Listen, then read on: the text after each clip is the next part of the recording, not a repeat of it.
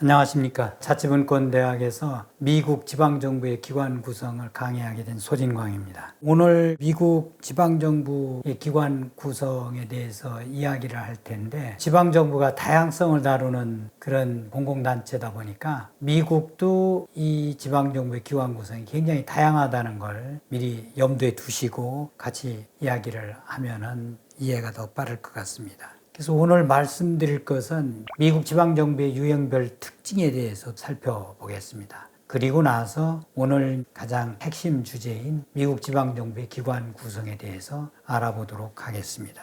우선 미국 지방정부 유형에 대해서는 카운티라는 것이 있고, 카운티는 주정부의 행정 업무를 지역별로 분담해서 처리하기 위한, 그렇게 해서 만든 지방정부가 되겠습니다. 그리고 타운십이 있고 도시정부, 우리가 통상 이야기하는 시라든가 하는 그런 시티 개념의 뮤니시팔리티가 있고, 또 특별지방자치단체라고 그러죠. 우리나라에서는 특별 목적을 수행하기 위해서 만들어진 지방정부, 영어로는 목적별로, 예를 들면 교육을 위한다라든가 상하수도를 위한다라든가 광역적 도시계획을 위한다라든가 하는 등등으로 만들고 있기 때문에 여기서는 특별목적 지방정부라고 하겠습니다. 그리고 이제 지방정부 수가 변화를 겪고 있는데, 1942년 제2차 세계대전이 끝나기 전에는 약 15만 5천 개 정도의 지방정부가 있었어요. 물론 여기에서는 아까 말씀드린 카운티라든가 타운십이라든가 도시정부라든가 특별목적 지방정부 모든 숫자를 합한 것입니다. 도시정부, 우리가 일반적으로 이제 시티라든가 타운이라든가 빌리지라든가 하는 뮤니시팔리티를 보게 되면은 19세기 후반 미국 사회와 산업화는 도시와 소도읍의 인구가 집중하는 그런 현상을 가져왔죠. 이러한 인구 증가는 시장에서의 상업 수요를 가속화했고, 궁극적으로 카운티가 대부분 관리할 수 없었던 서비스 수준을 높이는 데 이제 기여를 했습니다. 주정부는 지방자치단체가 법인화된 정부 구조를 수립해서 주민의 수요를 해결할 수 있도록 권한을 부여했고요. 여기에는 주로 위생 기능이라든가 보건위생, 편의시설, 기반시설, 도로라든가 공원이라든가 공공안전 및 경찰 업무라든가 보안 업무죠. 시민활동 및 상업활동에 관한 규제가 포함이 되도록 되어 있습니다. 지방자치단체에 분류에 있어서 주마다 획일적이지가 않아요. 지방자치단체에 부여된 권한과 이 차이가 다양해서 지방정부 권한도 매우 복잡하고 애매하죠. 우리 입장에서 보게 되면은 대부분의 주에서는 지방자치단체는 시, 타운, 마을, 버러 이런 형태를 불리죠. 주정부는 도시정부를 법인으로 만들기 위한 요건, 인구라든가 주민이 되겠죠. 토지 면적, 일정한 관할 구역이 되겠죠. 그 다음에 기반시설 등과 법적 절차를 수립하게 돼 있고, 버지니아주의 도시를 제외한 대부분의 주에서는 카운티는 독립적으로 기능하는 특정 프로그램과 서비스를 주민에게 제공할 의무가 여전히 존재하고 있다는 걸 염두에 두시면 되겠습니다. 그리고 특별지방자치단체라는 게 있는데, 주정부는 종종 다른 정부기관으로부터 상대적으로 자치권을 가진 특정 목적의 정부 기능을 수행하기 위해서 특별자치구를 설치하는데, 이런 특별자치구가 일종의 로컬 가버먼트, 지방정부처럼 취급이 될 수 있다, 그런 거죠. 특별구역은 다양한 이름으로 운영될 수 있는데, 가장 일반적으로 국이라든가, 예를 들면 도시계획국, 그러면 도시계획국장을 관할권과 관련해서 주민들이 이제 뽑아야 되는 거예요. 그 다음에 위원회가 있고, 청이라는 것, 상하수도청, 예를 들면 교육청, 뭐 이렇게 부를 수도 있겠죠. 통상 오소리티라고 하는데, 그리고 이제 구, 디스트릭트라고, 아마 교육특별구가 대부분 아마 이런 형태로 불릴 수 있을 거예요. 특별구는 주에서 부여한 특정 권한을 가지고 종종 세금, 부담금 또는 수수료를 통해 수익을 얻을 수 있는 권능을 가지고 있죠. 보조금을 받거나 프로젝트 재정을 위해 부채를 발행할 수 있는 권한을 가지고 있고, 보조금을 받는 경우라는 것은 관할 구역 안에 있는 지방자치단체가 그 특정한 목적을 수행해서 그 특정한 목적의 공공서비스가 결국은 해당 지방정부의 시민들이 향유하는 것이 아니겠어요? 그러면은 그 일종의 시민들이 얼마만한 특별자치단체로부터 수혜를 입느냐에 따라서 비용을 부담할 수 있는 근거가 되겠습니다. 이 사회는 선출되거나 해당 관리기관에 의해서 임명될 수 있다는 거고요. 그 다음에 미국 지방정부의 기관 구성인데, 가장 기본적인 것은 시장의회형이에요. 시장을 따로 뽑고 의회를 따로 구성하는데, 시장의 권한이 강하면 강시장 약의회형이고, 의회의 권한이 강하면 약시장 강의회형이 되겠습니다.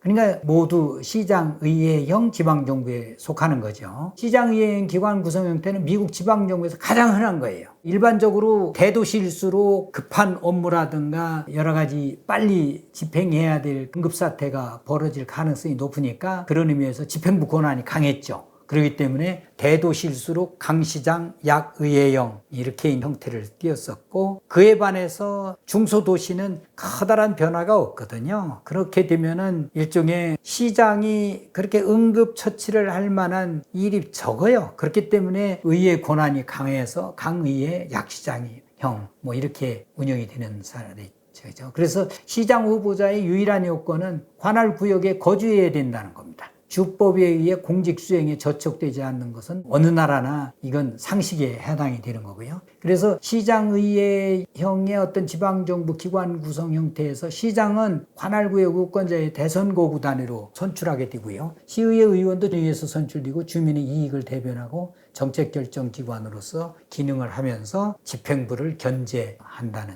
그런 역할은 여러분들 잘 아실 거고요. 그래서 시장은 의회와 분리되어 있고 기관 분리형입니다. 정책 결정에서 투표권이 없는 것이 일반적이죠. 의회는 주민들이 지켜야 할 정책을 수립하고 조례를 통과시킬 권한을 가지고 있는 것과, 시장은 의회의 결정을 일정 요건 범위 안에서 거부권을 행사할 수 있거나 거부권을 행사하는데 강한 조건이 붙는 경우가 있고, 의회는 정부가 목표와 결과를 달성하도록 지시할 수 없기 때문에 의회 권능에 대해서는 일종의 한계가 있다는 거. 이게 의회와 집행부가 기관 분립형으로 설립되게 된 배경이죠. 선출된 집행부 형태의 정부로 운영되는 카운티는 시장의회형도 시정부와 매우 유사한 그런 시장의회형 형태의 카운티 구성이 많다는 얘기입니다. 이러한 정부 형태에서 집행부는 도시정부의 시장과 유사한 권한을 가질 수 있고, 주민에 의해 대선거구제로 선출되며 입법기관은 도시정부의회와 유사한 권한을 가지고 일반적으로 소단의 지역구에 의해서 선출된다는 거죠. 시장의회 지방정부 형태는 주로 대도시에서 텍사스주의 휴스턴이라든가 매사추세츠, 보스턴, 콜로라도주, 덴버, 캘리포니아에서 로스앤젤레스, 일리노이주, 시카고, 미시간주의 디트로이트 등이 이런 형태로 운영이 되고 있죠. 여러분 보시다시피 시장의회형 지방정부에서는 유권자가 직접 선거를 통해서 시장과 시의원을 뽑는데, 시장의 권한이 강하면 강시장 약의회형이 되고, 시의회 권한이 강하게 되면 약시장 강의회형이 된다는 거. 첫 번째는 시장의회형 지방정부였고, 두 번째는 위원회형 지방정부를 설명드리겠습니다. 위원회형 지방정부에서 위원들은 통상 대선거구제로 선출되죠. 위원회는 지방정부를 대표하는 기관으로서 정책결정이라든가 지방조례 통과, 예산 채택 등의 권한을 가지고 있고, 위원회는 또한 정부의 특정 부서와 기능을 감독하는 각 위원과 함께 정부의 일상적 운영을 관리하는 그런 형태죠. 일종의 선출된 위원들이 도시계획부, 상하수도구 이런 식으로 부서별로 책임을 맡고 있는 경우가 많이 있습니다. 특정 부서의 관리자로서 각 위원은 소관 부서에 대한 예산 권장 사항을 제시하고, 해당 부서 및 기관의 직원의 임명권을 가지고 있고, 각 위원은 정부의 특정 부서를 개별적으로 감독하기 때문에 위원회 형태의 정부는 조직 전반의 리더십이나 운영에 있어서 일관성이 약간 떨어진다는 그런 약점을 가지고 있습니다. 그래서 이제 극소수의 도시들만이 위원회 형태의 지방정부로 운영되고 있다는 거. 현재 지금 오리건주의 포틀랜드가 위원회 형태로 운영되고 있는 유일한 대도시가 아닌가. 포틀랜드는 스마트 도시로 선두 도시였지만은 위원회 형태의 도시정부를 가지고 있는 것으로 알고 있고, 전국의 몇몇 카운티 정부가 위원회 형태로 운영되고 있죠. 그 다음에 이제 세 번째는 의회 지배인형 지방정부인데, 의회 지배인형 형태의 지방정부가 나타난 것은 조금 암울한 지방자치의 역사입니다. 20세기 초 도시정부들은 정치적 부패가 심했죠. 그러니까 자기 선거를 도와준 사람들에 대한 어떤 자리 나눔이라든가 이런 엽관제라든가 이런 것들이 있었기 때문에 정치의 작동 체계는 특정 정당 내에서 어떤 후보자가 정치적인 자리에 출마할 수 있는지를 결정하는 보스가 있잖아요. 수장. 그 사람에 의해서 좌지우지가 되는 거예요. 그러니까 이 시장을 만드는 메이어 메이커 가 궁극적으로 시장을 뒤에서 움직이고 있으니까 이 사람들이 부패를 부추기게 되는 상황이 되었었죠. 부패가 만연했던 도시들에서 시장들과 그들이 임명한 정부 부서장들은 뇌물을 요구하거나 정치적인 적들을 처벌하기 위해 그들의 지위를 남용하는 그런 사례가 있었다는 거. 그래서 의회 지배인형 지방정부 기관구성제도는 정부의 공공부패 가능성을 줄이기 위해서 나타난 것입니다. 의회 지배인 형태의 지방정부에서 시장은 단일의 정책결정기관으로서 각 의회 의원들과 함께 의회를 구성할 뿐이에요. 따라서 시정과 시의회는 각각 동등한 목소리를 내고 정책결정에 모두 함께 투표를 하는 거죠. 다시 말하면 강시장 약의회형 지방정부 형태에서 부패가 만연하니까 강시장의 강한 권한을 약간 약화시킨 그런 형태가 의회 지배인형이 되는 거죠. 그래서 시장은 의제를 설정하고 의회를 운영하며 도시의 실질적인 책임자의 역할을 할 수 있는 추가적인 권한을 가지고 있지만 시장은 동등한 의회 구성원이기 때문에 의회의 다수결 결정에 거부권을 행사하거나 다른 방식으로 변경할 권한이 없게 되는 거죠. 그래서 의회라고 그러면 의회 지배인형에서는 시장을 포함하는 거죠. 정부의 일상적인 운영을 관리하기 위해서 지배인 행정관을 고용합니다. 유능한 지배인과 행정관을 고용해서 지배인으로 하여금 시정 전반에 관해서 운영하게 책임을 주게 하는 거죠. 행정관이라고도 하고 지배인이라고도 하는데 매니저라고도 하고 어드미니스트레이터라고 하는데 이들은 의회에 대해서 책임을 지는 거예요. 그래서 의회 다수결 결정을 통해서 교체될 수 있다는 거죠. 도시 지배인들은 윤리적으로 정치적인 활동에 참여하는 것이 금지되어 있습니다. 정치적인 중립을 하고 또 이 지배인이라든가 행정관들은 일종의 직업 전문가입니다. 윤리강령에 의하면은 정치에 관여할 수 없고 전문적인 행정관들에 대한 대중의 신뢰를 약화시키는 모든 정치적 활동들을 자제하라는 규정이 있습니다. 따라서 어느 지방정부가 파산 선고를 받으면은 그 지방정부의 경제를 살리기 위해서 아주 굉장한 돈을 투입해서라도 유능한 지배인을 초청을 합니다. 그렇게 해서 몇 년 안에 지방정부가 소생한 그런 기록도 이제 미국에서 있죠. 의회 지배인 형태의 정부로 운영되는 사례를 보면은 텍사스주 오스틴이라든가 워싱턴주 올림피아, 애리조나주 피닉스, 캘리포니아주의 세크라멘토는 캘리포니아의 주도입니다. 노스캐롤라이나주의 샬럿 등 많은 카운티는 일반적으로 시의회 지배인 도시정부 형태와 유사한 카운티 지배인 또는 카운티 행정관 형태의 정부로 운영되고 있다는 거죠.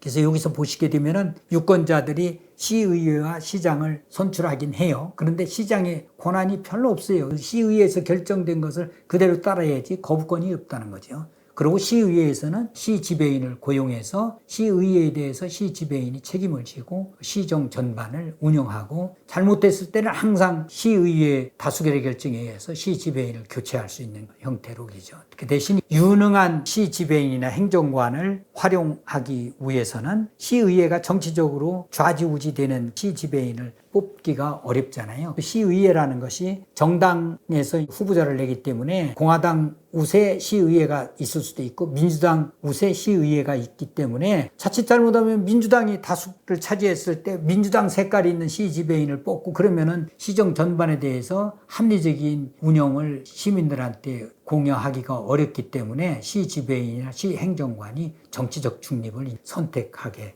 되는 거죠. 그 다음에 이제 마지막으로 타운 미팅이라든가 대의 타운 회의 형태로 지방정부를 구성하는 형태가 있습니다. 타운 미팅은 공공회의의 자격을 가진 모든 유권자들이 함께 모여 정책 문제에 대해서 투표하고 시예산을 채택하는 직접 민주주의의 한 형태죠. 그리고 대의제 타운 미팅은 이게 주민들이 너무 많아지면은 직접 모여서 자세하게 안건을 심의하고 결정하기가 어려우니까 주민이 이익을 대변하기 위해 선출된 대표가 이사회를 구성해가지고 정책 문제와 예산 채택을 결정하는 일입니다. 그래서 일반적으로 위원회 형태인데 중요한 안건에 대해서는 직접 주민들이 모여서 타운 미팅을 통해서 결정한다는 그런 절충형이라고 할까요? 타운 미팅과 대의제 타운 미팅은 뉴 잉글랜드주의 타운과 타운십에서 운영되는 사례가 발견되고 있습니다. 결론적으로 말씀드리면은 주민들은 지방정부와 지역사회에서 자신들의 삶의 질을 향상시키는 프로그램과 서비스를 제공하기를 기대를 하죠.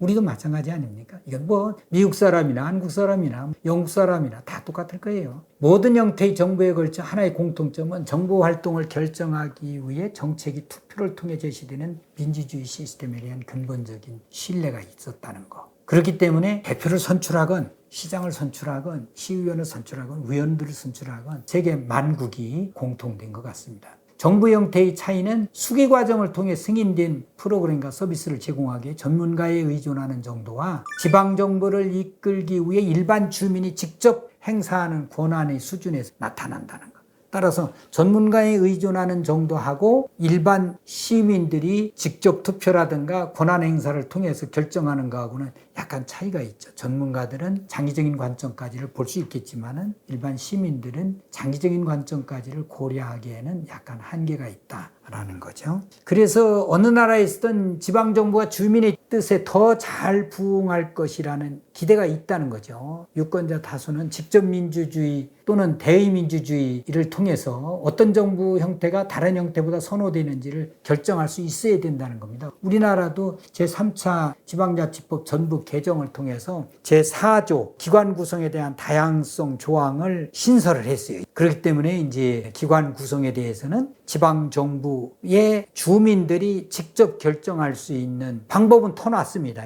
구체적인 것들이 이제 아직 규정이 안 돼서 시행에는 상당한 기간이 걸릴 것으로 기대를 합니다만 어찌됐든 기관 구성은 주민들이 직접 결정을 해야 된다는 거고 국민은 효율적이고 효과적이며 공평한 정부를 요구한다는 거고 따라서 정부 운영을 관리할 수 있는 특정한 훈련과 경험을 가진 사람들에 대한 필요성도 드러난다. 다시 말하면은 미국에서 시행하고 있는 시지배인이라든가 시행정관 등 전문가들의 필요성도 있다라는 거죠. 모든 것을 다 정치적으로 해결하려고 하다 보면은 장기적인 관점에서 지역의 미래를 결정하기가 어렵다는 겁니다. 동시에 의사결정 과정에서 주민이 직접 참여, 기여하고 결과를 투명하게 확인하고 싶은 구성원들의 욕구는 존중이 돼야 되는데 그러한 두 가지 욕구를 어느 형태의 기관 구성이 가장 잘 충족시킬 수 있느냐를 주민이 결정해야 된다는 것이 아마 미국 지방정부에 있어서 기관 구성이 그만큼 다양해진 배경이 아닌가 이렇게 생각이 됩니다. 정부 형태와 관계없이 전문 행정이 효과적인 지방정부의 중요한 구성 요소라는 데에는 뭐 이론의 여지가 없죠. 그렇기 때문에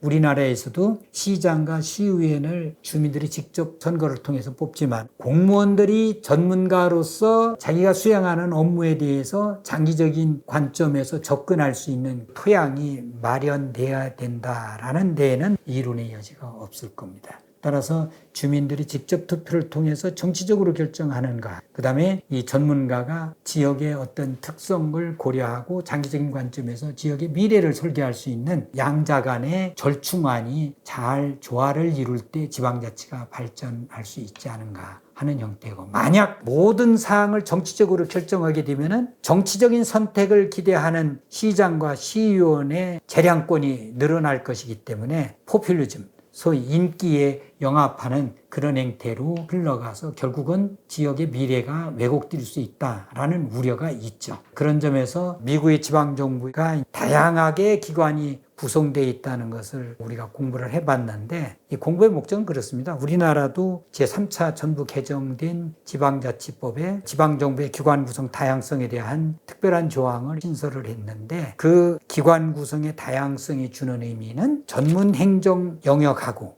또 정치적으로 결정하는 것하고의 조화를 이루어야 된다라는 측면에서 의의를 갖겠습니다. 감사합니다.